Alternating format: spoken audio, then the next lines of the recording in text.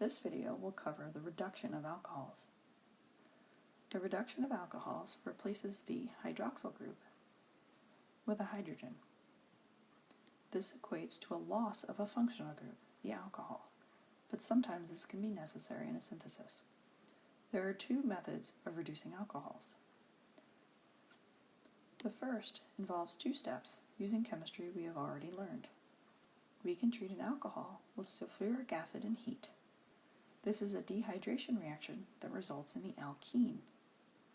We can then treat that alkene with hydrogen gas in the presence of a transition metal catalyst such as platinum, palladium, or nickel, which reduces the alkene down to the alkane.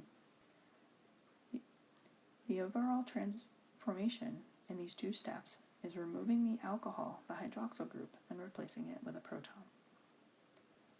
One of the drawbacks of using this method is that we form a carbocation in the first step, and anytime we can form a carbocation, we can see a rearrangement. Let's consider this particular dehydration reaction. If we would like to reduce this alcohol using this method, the first step would be the dehydration using sulfuric acid and heat.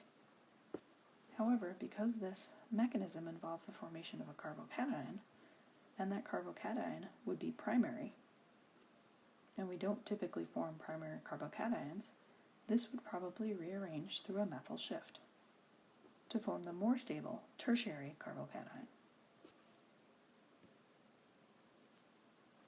The alkene that is formed in the first dehydration step would look like this. Reduction using hydrogen gas and a platinum or palladium or nickel catalyst will give us this alkene. The end result is that we do not get the direct reduced product of the original alcohol due to this rearrangement. There is an alternate method of reduction of alcohols that does not go through a carbocation intermediate. This uses tosylate chemistry. If we treat an alcohol with tosyl chloride and pyridine, the tosylate ester that is formed can be treated with lithium aluminum hydride to produce the reduced alkene. The mechanism of this reaction looks like an SN2, with a hydride attacking and kicking off the tosyl group. Because no carbocation is formed, there's no chance for a rearrangement.